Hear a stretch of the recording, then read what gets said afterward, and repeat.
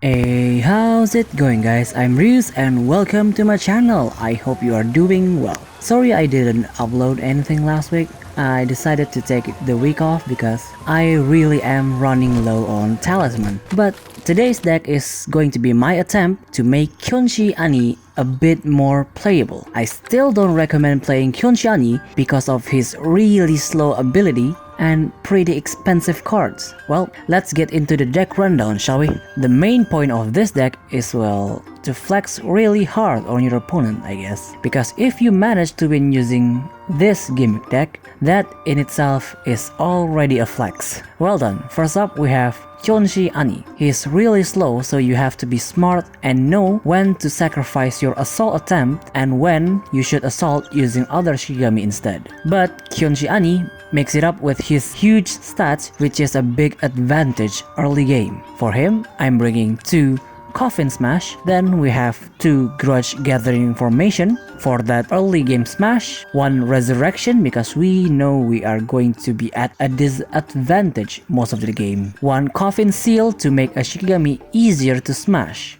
Coffin Seal and Resurrection is swappable depending on your taste. I would honestly bring more Resurrection if I had more Talisman to craft. Then we have 2 Grudge Release Formation for that endgame flex. Next up is Sakura. We mainly going to use her level 1 form above all else, but remember to evolve her when you want to use Blossom Snow and Gorgeous Dance so that you can extend the opponent's Shikigami cooldown. For her, I'm bringing 2 Dance of Spring for that auto heal we desperately needed, 1 Gorgeous Dance to kill your opponent's Shikigami faster, and it is even deadlier if you have Kodokushi's Field to evolve for that stats boost and cooldown extend ability, 1 Flower Cloud Oath because I don't have her SSR card. Then we have 2 Blossom Snow for the board wipe if you can set it up. Then we have Kodokushi. In all honesty, he's a really dangerous debuffer, just a bit slow. He can easily cripple the opponent's Shikigami with his debuff. For him, I'm bringing 2 Inflict Parasite for early game debuff, 2 Proliferation. This card is especially deadly if the opponent already has Obsession Erosion on their Shikigami. And then we have 2 Evolve for that extra +1 debuff, which actually comes in handy in crippling your opponent. 1 Poisonous Explosion. This card is an absolute flex if you can kill their Shikigami because it will transfer the debuff to their other Shikigami and potentially kill them too.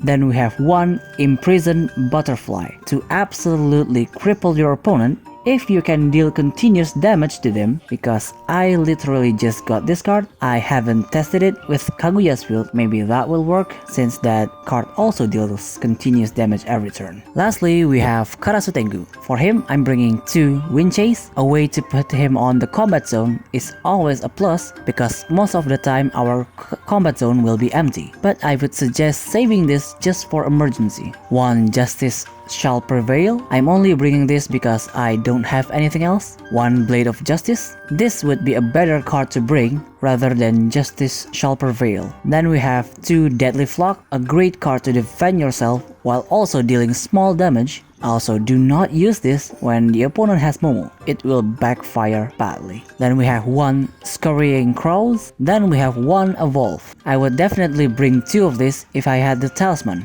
Dealing projectile before attacking is really powerful and can potentially kill the opponent's Shikigami before Karasu Tengu actually attacks. Well, that's it for the deck rundown. Moving on with the replays. Our first match is up against Charge deck with Shiranui. I'm guessing this version is more focused on assault using Shishio and Kamaitachi. We're going to keep Kodokushi's Field because we only have 1 copy of it. The opponent gets the first turn, but they are just going to pass.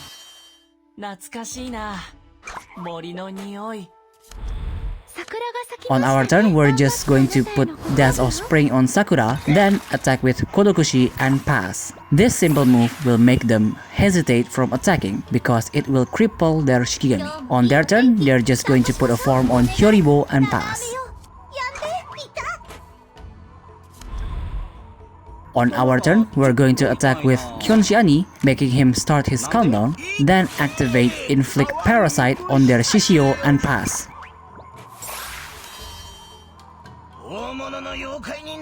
On their turn, they will activate Shishio's spell to buff their Shigami, then attack using Kamaitachi and pass. With this deck, we don't really have to worry about our health because we will take advantage of the late game plays. On our turn, we're going to evolve Kodokushi, then attack their Kamaitachi and pass.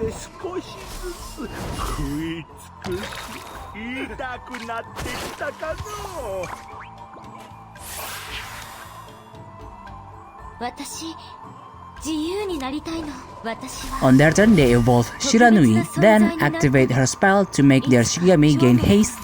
Then they will attack with Kamaitachi, killing our Kodokushi. After that attack, they activate Hyoribo's spell to restore all life and gain 1 charge.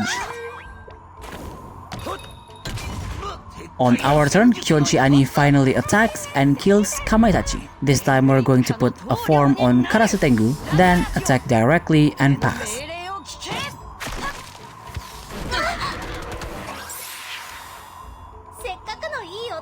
On their turn, they activate another one of Shiranui's spell to gain haste, then attack with Shishio, almost killing our Karasu Tengu. After that, they put a form on Hyoribo and pass.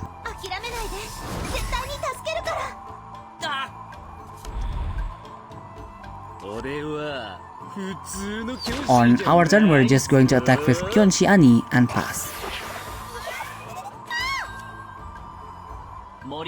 On their turn, they will do the same exact thing and just attack with Shishio and pass.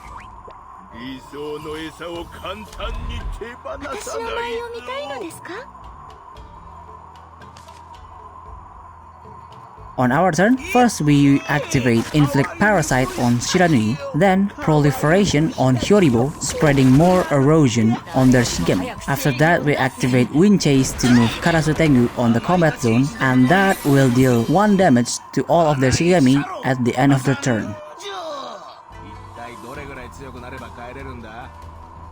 On their turn, they evolve Hyoribo, then attacks with Kamaitachi, killing our Karasu Tengu. After that, they put a form on Kamaitachi and pass. That's actually a misplay, because at the start of our turn, Kyonshi Ani attacks and almost killed their Kamaitachi. How do we take advantage of this situation? Put Kyonshi Ani level 3 form, then attack to start his countdown and pass. At the start of their turn, Kyonshi Ani will deal 1 damage to all of their unit, killing Shiranui and Kamaitachi. That will reduce Kyonshi Ani's countdown, making him attack on their turn. Their desperate attempt is just to attack with Shishio, then put Hyoribo's level 3 form and pass. Now normally that form will be hard to deal with, but we just got the thing. On our turn, we activate Kodokushi's field, then attack with Kyonshi Ani and pass. At the end of our turn, our field effect will activate and kills any Shikigami with 0 attack. They can't do anything for a good 2 turns, so they have no choice other than to pass. On our turn, we're going to put a form on Karasu Tengu, then attack directly.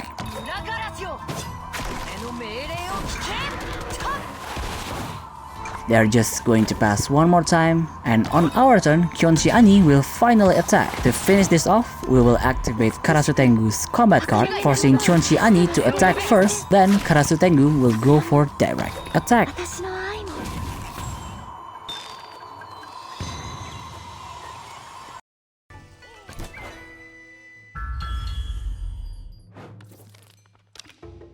Our second match is up against Double Healer and Double Strike Aggro deck, I guess. We get the first turn and just attack with Kyonshi Ani to start his countdown. On their turn, they activate Shutendoji's spell to draw a card, then activate Otakemaru's spell to make him immune to battle damage for 1 time, then attack directly and pass. On our turn, we're going to put a form on Sakura, then attack with Kodokushi just to remove his immunity and pass.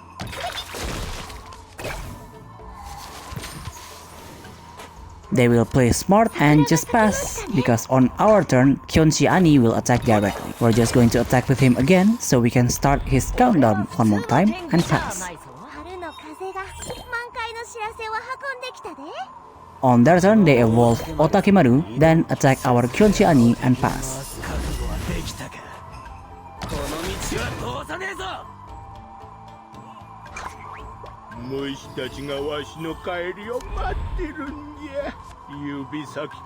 On our turn, we evolve Kodokushi, then attack with Karasutengu, so we can kill Otakemaru without letting him deal damage to Karasutengu, and pass. On their turn, they put a form on Momo, then revive Otakemaru and pass.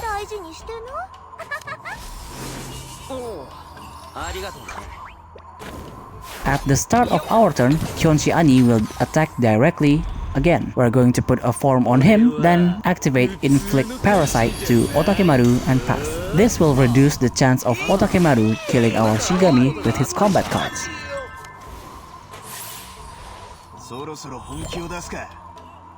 On their turn, they activate Endless Rage to almost kill our Kyonshi Ani and pass. On our turn, we're going to attack with Kyonshi Ani, then activate Inflict Parasite to Momo because she is more dangerous than Sakura.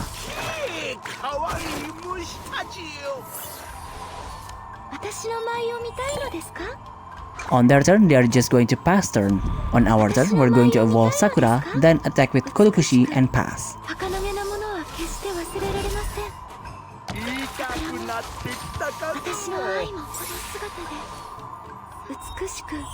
On their turn, they put one of the most powerful form in the game, then activate Sakura's spell to kill our Kyonshi Ani and pass.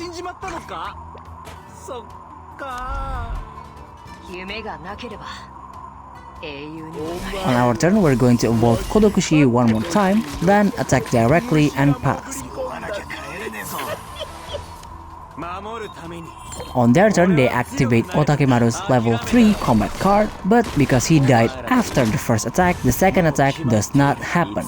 After that, they attack with Sakura, killing our Kodokushi. Thankfully, she hasn't evolved yet, so our cooldown doesn't increase.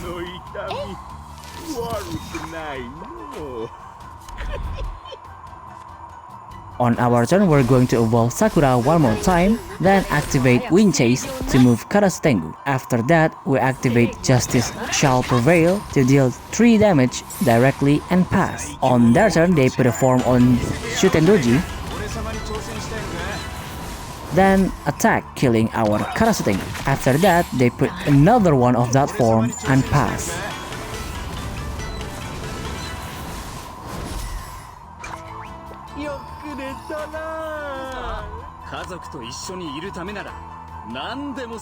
On our turn, we activate Resurrection, then activate Coffin Smash. But that was a slight misplay, because I forgot Sakura can target any Shikigami for attacks. On their turn, they will put Blossom on Momo, then attack with Shutendoji and pass. Well, we actually dodge a bullet and our Shikigami will revive. We're going to activate Inflict Parasite on Sakura just so she can't kill anyone, then evolve Karasutengu and pass. On their turn, the Madman actually bring the stun card Otakemaru has. Then he stun our Kodokushi. After that, they will attack directly with Shuten and pass. At the start of our turn, Kyonshi Ani will attack and will also die from the attack. We're going to put a form on Karasutengu, then activate Wind Chase to move in and deal projectile to Shutendoji. The card we drew is Blossom Snow, so we're going to activate it right away to kill Shutendoji, and at the end of the turn, Karasutengu will kill Otakemaru and Sakura.